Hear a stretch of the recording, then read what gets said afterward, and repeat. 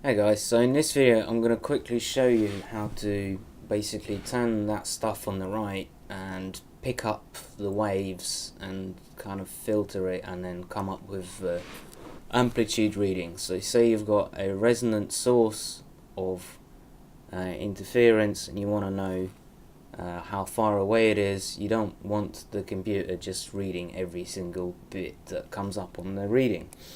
And if you don't have a circuit to kind of filter things with, you can do it with a little bit of code. So here's my proximity sensor, and I'm gonna just show you kind of from start how to get things moving. So let's go to the folder of this thing and then just open this up on the Arduino. So here's our serial plotter. One of the reasons you might want to do this is, for instance, it's kind of a pain in the ass trying to upload and then monitor what the code is doing just with the Arduino alone. But you can see it's moving up and down. Also, when the data comes in quite fast, you can see the range on the left there adjusting. So the actual display is a little bit deceiving because it wants to show you as much data as possible. So you can see it's now got range of 9, and then as soon as I touch it, the range can go up to 16. So that can give you a bit of a strange impression. So all we're going to do is we're going to take the raw kind of output of the thing and just analyze the data on its own. So the Arduino hasn't got any kind of pause feature other than to reset to stop the serial data coming in. So we're going to go away and close that and stick that information in a text file and then see what it looks like once it's been through a little bit of code.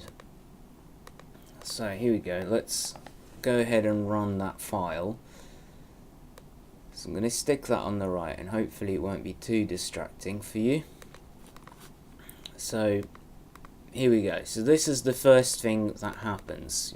We're going to store some information and then we're going to move that information one step down. So essentially what you're going to see is, if you imagine here's a stack of data, wave 1 to 0, wave 0 to wave whatever, and then string 1 to string whatever, or string 0 to string whatever, however you want to do it. And we're just going to go like this, and it's going to get rid of that top bit and replace that with some other information. So it's just literally like going up a ladder.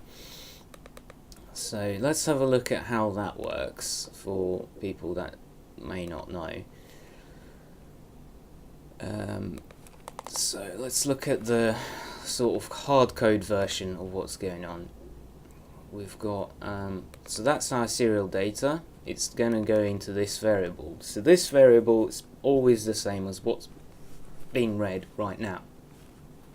Now, as soon as that reading's happened, it then goes to this bit of code where it takes wave 0 and puts it to string 1. And now it's going to take a reading again, and that's going to go into wave 0. So wave 0 is getting replaced, and then string 1 is going to go into wave 1, and then after the reading, wave 1 is going to go to string 2.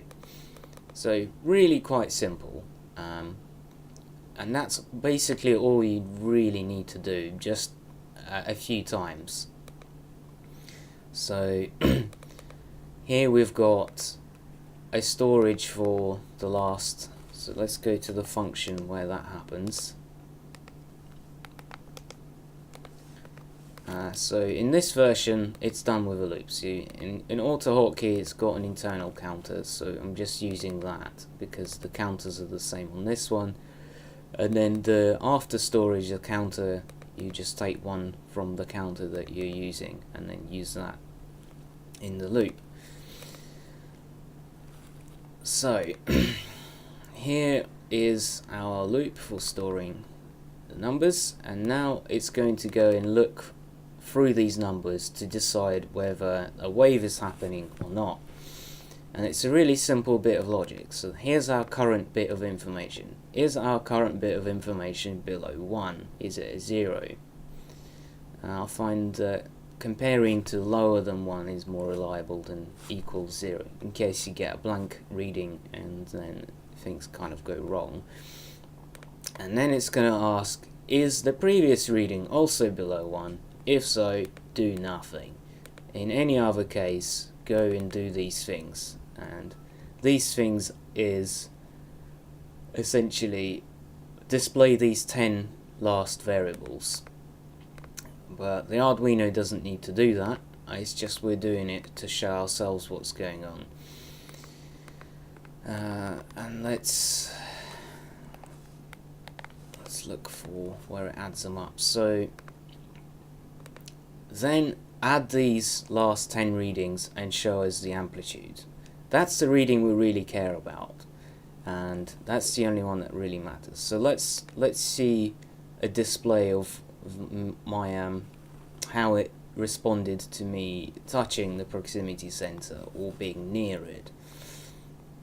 So now I have a sort of a graph that I can actually see more of an overall overview.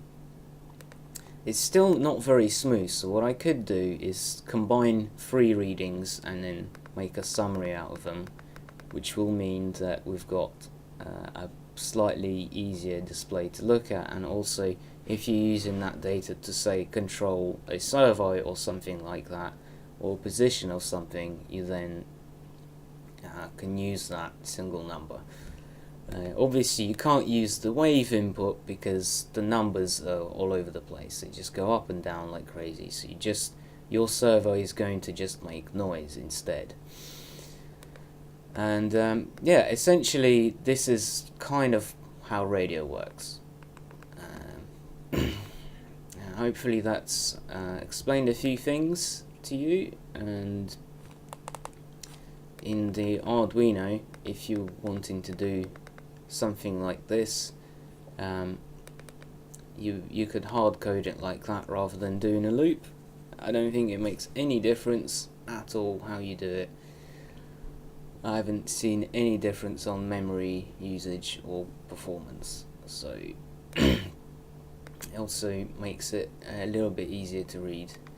But in Autohotkey you can do this sort of thing, and it will save you a lot of time and a lot of hassle uploading and downloading onto the Arduino.